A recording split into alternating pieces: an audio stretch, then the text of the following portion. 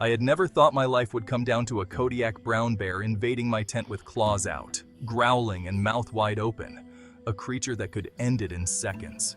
It was supposed to be a thrilling adventure, a salmon fishing trip to the pristine Kodiak fishing area on Kodiak Island. It was going to be a chance to disconnect from the world and reconnect with nature. But the wilderness has a way of turning your expectations upside down. It was one of those nights on Kodiak Island, Alaska, that I realized just how unpredictable and dangerous the wild could be. Now, my mountain lion encounter.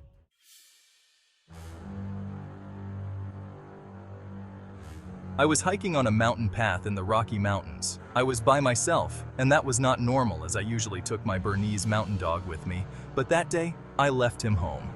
I remember that eerie feeling, like I was being watched. It was late afternoon, and the forest was oddly silent. Birds were not chirping, nothing was moving. I had just stopped and listened, and that is when the hairs on the back of my neck stood up. Something was wrong. Something was lurking out there. The realization hit me when I saw a shadow move, a large, sleek, cat-like figure emerging from behind the trees. It was a mountain lion, its eyes fixed on me. I tried to remember everything I knew about staying safe when and if I were ever in such a situation. No sudden moves, make myself look larger, don't turn your back. My heart was pounding, but I knew that panic would be my undoing. The mountain lion and I were locked in a stare-down. Who was going to move first? Slowly, I extended my arms and backed away, the mountain lion mirroring my every move. We continued to stare at each other, neither of us willing to give in. Eventually, after what felt like hours but was only minutes, it turned and disappeared into the woods. I was shaking with adrenaline. Later, I saw a story of another mountain lion not even 5 miles away that attacked and killed a 12-year-old boy. Mountain lions are something to beware of.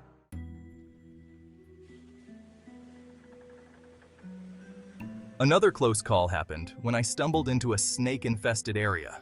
It was an innocent but stupid mistake. I have always been an early riser, and I usually get up at 4:30 in the morning and go out for a hike or run. It was summertime.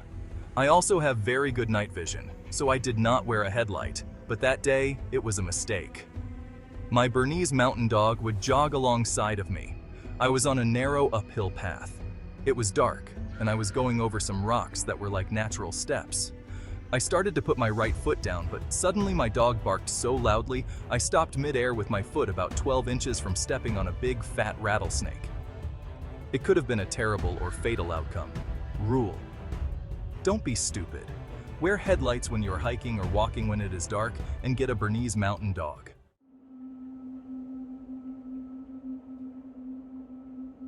It wasn't my only bear encounter. There was another time, a different bear, a different place, but the same heart-stopping fear.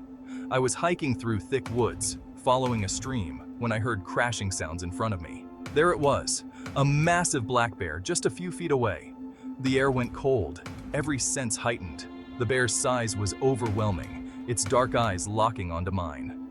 I wasn't carrying my bear spray. It was useless to run. I knew the drill. No sudden moves, slowly back away, speak softly.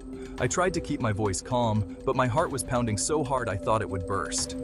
The bear seemed to be sizing me up, contemplating whether I was a threat. I glanced around trying to see if I had come in between its bear cubs, as I knew that could add to even a worse meeting of a bear in the woods.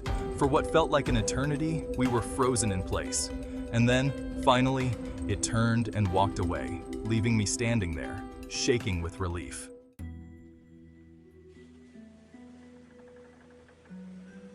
The wilderness isn't just about the big predators. Sometimes it's the smallest creatures that can be the most terrifying. I was on a 2-day and 2-night backpack camping trip in the southern part of the United States with a couple of friends, Hank and Mark. We were finishing our second day, and were only a few miles from the trailhead where we left our car and had finished hiking for the day. We had been exploring the backcountry of the ancient Anasazi Indian cliff dwellings. It had been a great trip. We were planning on a relaxing hike out the next morning. Hank had removed his hiking boots and slipped on some flip-flops. After finishing our evening meal, sitting around warming ourselves next to the fire we built when Hank yelled, "Ouch!" We looked at him hopping around on one foot, and we saw a small scorpion fleeing away in the glimmer of the firelight. It seemed like it was almost immediately afterward.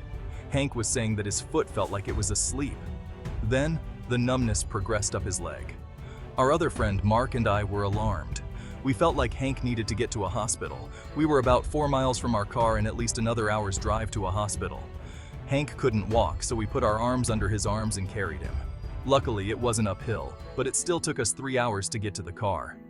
By the time we got to the hospital, Hank could barely breathe, and his eyes were twitching. The good news is, the hospital had the anti-venom. Hank made a full recovery.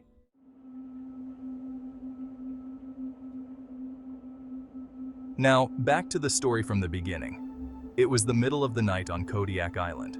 I had spent the day fishing, enjoying the peace of being alone in the wilderness. My tent was my safe haven, a small bubble of comfort amidst the vast, unpredictable wilds.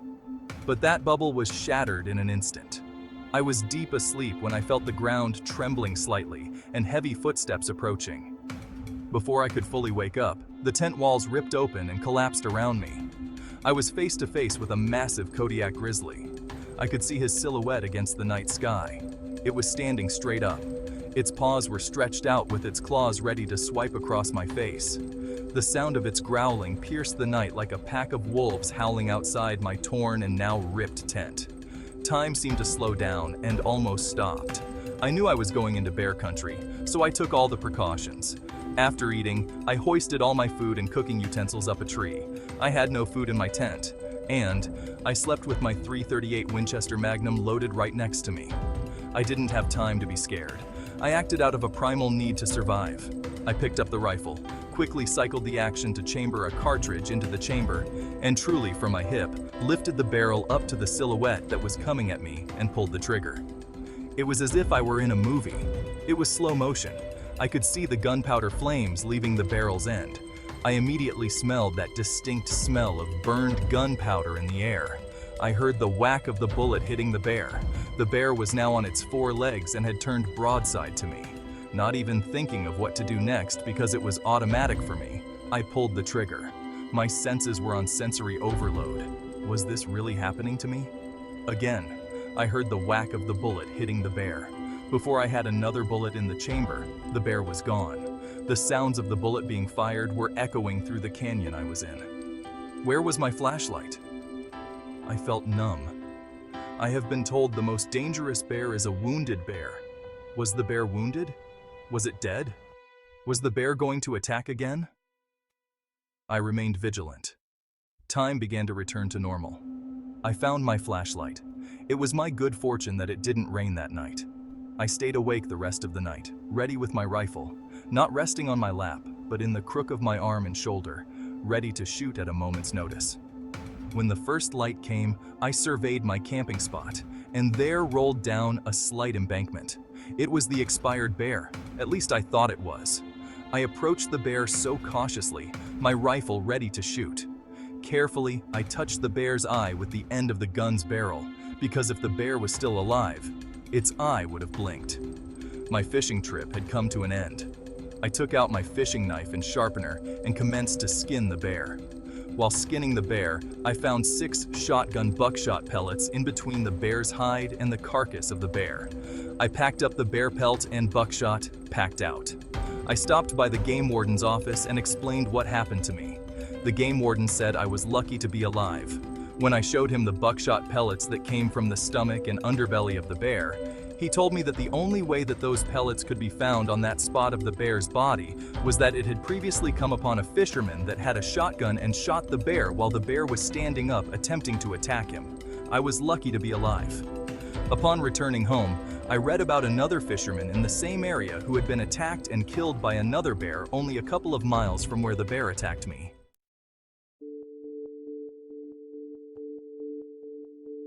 Surviving in the wild isn't about being the strongest or the fastest. It's about respecting the world around you, understanding the risks, and knowing that every step could be your last. These encounters taught me that nature is unpredictable, unforgiving, and beautiful all at once. The wilderness doesn't care who you are or what you've done. It tests you, pushes you to your limits, and reminds you of what it means to be alive. If you like these types of stories, please subscribe to our channel, like, share, and hit the notification bell. We would love to hear your comments. The wilderness is both beautiful and unforgiving, and every step can be a matter of life or death. But it's those moments that make you feel truly alive.